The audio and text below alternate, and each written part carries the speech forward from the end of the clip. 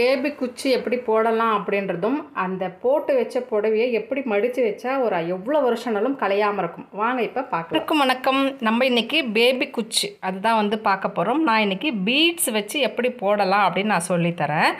நீங்கள் வந்து உங்கள் சேரீயாக இருந்தாலும் இல்லை வேறு உங்களுக்கு போட்டு கொடுக்குறீங்க அப்படின்னாலும் உங்களுக்கு 300 to 500 வரைக்கும் இந்த புடவைக்கு உங்களுக்கு கொடுப்பாங்க. பீட்ஸ் வச்சு எப்படி போடணும் அப்படின்னா, புடவை வந்து ஃபஸ்ட்டு நீங்கள் நல்ல பக்கம் அப்படின்னு இருக்குது இல்லைங்களா, அது வந்து கீழே இருக்கட்டும். நம்மளுக்கு ஜிக்ஸாக் பண்ணியிருப்போம் இல்லைங்களா, அது கொஞ்சம் த்ரெட் வர மாதிரி அது வந்து மேலே இருக்கட்டும். ஏன்னா அப்போ தான் அந்த நூல் கட்ட சொல்ல நம்மளுக்கு ஒரு அழகாக தெரியும் பார்க்குறதுக்கு.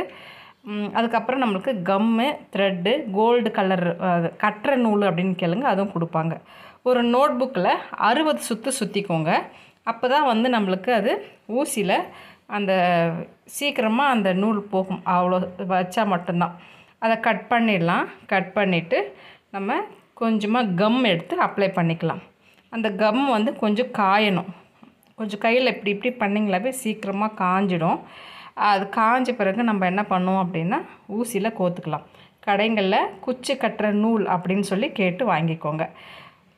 இது வந்து நீங்கள் 2ஆக நீங்கள் எடுத்துக்கோங்க, மடிச்சுக்கோங்க. அப்புறம் நம்ம கம் போட்ட பகுதியை வந்து கட் பண்ணிடணும். நம்ம சரிசமமாக பண்ணிவிட்டு அந்த கம் போட்டதை கட் பண்ணிடலாம். வீட்டில் இருந்தே பெண்கள் வந்து சம்பாதிக்கணும் அப்படின்னு நம்ம நினைக்கிறோம். நம்ம புடவைக்கே நம்ம போட்டுக்கிட்டால் கூட அந்த பணம் நம்மளுக்கு மீதம் தான். அதுவும் நம்மளுக்கு ஒரு சேவிங் தான். நம்ம வந்து இந்த பீட்ஸ் வந்து உள்ளே போகலை அப்படின்னு நினைக்காதீங்க. கொஞ்சம் டைட்டாக இருக்கும். இந்த கட்டிங் பிளேயரை வச்சு கொஞ்சமாக அப்படி வச்சு இழுத்துக்கோங்க. அப்போ உங்களுக்கு அது ஈஸியாக போகும். இப்போ வந்து நம்ம புடவை வந்து நம்ம மடித்து போட்டிருக்கோம். நான் உங்களுக்கு காமிக்கிறேன் பாருங்கள். நல்லா வந்து கீழ்ப்பக்கமாக இருந்து ஊசி வந்து மேலே எடுக்கணும். நான் வந்து ஏற்கனவே குச்சி போட்டிருக்கேன் பாருங்கள். முடிச்செல்லாம் மேலே அப்படியே தெரியும். இது வந்து உள்பக்கமாக இருக்கிறது. நான் உள்ளேருந்து ஊசி மேலுக்கு எடுக்கிறேன். அப்போ வந்து அந்த மணி வந்து கீழே இருக்கும். அப்போ நம்ம புடவை திரும்பி பார்க்க சொல்ல மேலே வந்து அழகாக மணிங்கெல்லாம் உங்களுக்கு தெரியும். இப்படி எடுத்துட்டு நம்ம இப்போ முடிச்சு போடணும். நல்லா மடித்து டைட்டாக பிடிச்சிக்கோங்க.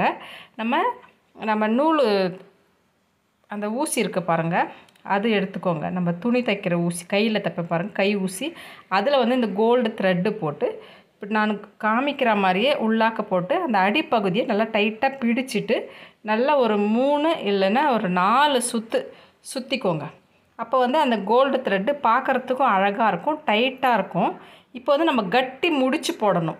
முடிச்சு எப்படின்னா அது வந்து பிரியாமல் இருக்கணும். அந்த கோல்டு த்ரெட்டு பிரியாமல் நம்மளுக்கு அது டைட்டாக அங்கே அப்படி இருக்கணும். அப்படின்னா நான் காமிக்கிற மாதிரி அதே மாதிரி நீங்கள் நல்லா 4 சுற்றிட்டு அந்த ஊசி நம்ம தைக்கிற மாதிரியே வந்து அது முடிச்சு மாதிரி நம்ம போடணும். அப்படின்னா நம்ம சுற்றி இருக்கிற இடத்துல உள் பக்கமாக இருந்து ஒரு 3 முறை நம்ம போட்டு இது மாதிரி டைட்டாக இழுத்துட்டிங்க அப்படின்னா எப்பவுமே இது போட்டு ஆன பிறகு அந்த கோல்டு த்ரெட்டும் நம்ம கட் பண்ணிக்கலாம். இப்போ வந்து அது எப்பவுமே பிரியாது, இந்த மாதிரி டைட்டாக ஆகிடும்.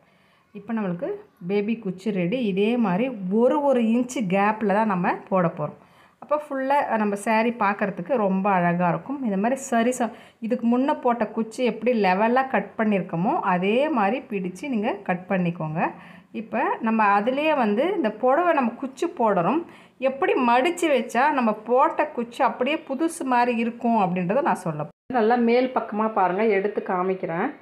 நல்லாவே வந்து உங்களுக்கு அந்த முடிச்செல்லாம் தெரியாமல் அழகாக இருக்கும். நம்ம மடிப்பு வந்து புடவை எப்படி வைக்கிறோமோ அப்படியே இருக்கணும். அப்படின்னா நீங்கள் வந்து ஒரு 2 வருஷத்துக்கு முன்னே போட்டேங்க்கா, அதெல்லாம் வந்து ஒரு மாதிரி இருக்குது அப்படின்றவங்க இப்போ போட்ட மாதிரி அப்படியே இருக்கணும். அப்படின்னா இதுதான் காரணம், மடித்து வைக்கிறது தான் காரணம். நம்ம அப்படியே வந்து எங்கேயா வெளியே போய்ட்டு வந்து அப்படியே எப்படியோ வச்சுருவோம் இல்லைங்களா. அதனால் புடவை வந்து இந்த மாதிரி நம்ம ஃபுல்லாக இப்படி தாங்க மடிப்போம் இல்லைங்களா. ஃபஸ்ட்டு இப்படி தான் மடிப்போம். அந்த குச்சி இருக்கிறத மட்டும் ஒரு 1 இன்ச் இல்லை 2 இன்ச் வந்து உள்ளே வரா மாதிரி கொஞ்சம் இழுத்து விட்டுட்டு அதுக்கப்புறமா வந்து கடைசியாக பண்ணுற ஃபோல்டு வந்து நீங்கள் பண்ணணும். அப்படி பண்ணிங்க அப்படின்னா அந்த குச்சி வந்து கலையாமல் அப்படியே இருக்கும். உங்களுக்கு காமிக்கிறேன், நான் மடிச்சுட்டு கூட உங்களுக்கு ஒரு முறை காமிக்கிறேன். ஃபுல்லாக மடிச்சிட்டேன். இப்படி தான் வந்து எடுத்து வைக்க போகிறேன். நீங்கள் ஹேங்கரில் போட்டு வைக்கிறது கூட அப்படியே போட்டு வைக்கலாம்.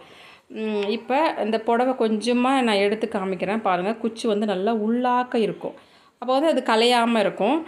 இந்த மாதிரி டிப்ஸு உங்களுக்கு பிடிச்சிருக்கும்னு நினைக்கிறேன். பிடிச்சவங்க லைக் பண்ணிக்கோங்க, கமெண்ட் பண்ணுங்கள். புதுசாக பார்க்குறவங்க சப்ஸ்கிரைப் பண்ணிக்கோங்க.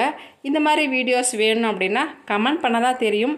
இல்லை சேவிங் பற்றி தான் நிறைய வேணும்னா அதை பற்றியும் போடுறேன். தேங்க்யூ.